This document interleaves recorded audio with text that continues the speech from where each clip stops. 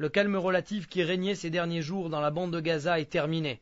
L'armée de l'air a procédé à une élimination ciblée de l'un des terroristes majeurs du Fatah, Hassan El-Madoun, responsable de la mort de 25 Israéliens. Un coup double pour l'armée qui a également éliminé l'un des chefs les plus importants du Hamas, Fawzi El-Karah. Selon les renseignements militaires, ce terroriste n'était pas visé par les renseignements qui s'attendaient à ce qu'El-Madoun soit seul dans sa voiture.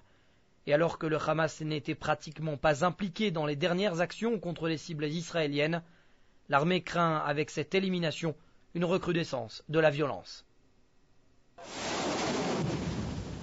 Les services de renseignement indiquent que Madoun était responsable des derniers missiles Qassam tombés dans le sud du pays, mais surtout de l'attentat dans le port d'Ashdod qui avait coûté la vie à 10 Israéliens en mars 2004. C'est lui aussi qui a envoyé une femme se faire exploser au barrage d'Erez dans le nord de la bande de Gaza. C'était en juin dernier.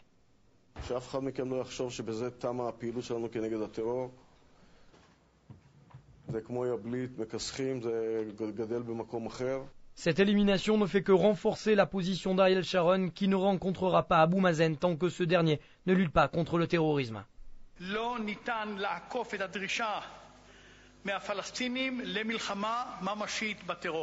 Les deux parties sont de nouveau dans l'impasse, même si le cabinet de sécurité israélien accepte de réouvrir jusqu'à nouvel ordre le point de passage de Rafia, une ville égyptienne, mais aussi sous contrôle palestinien. Selon cet accord, une tierce personne devra contrôler ce point de passage, sans doute des forces européennes.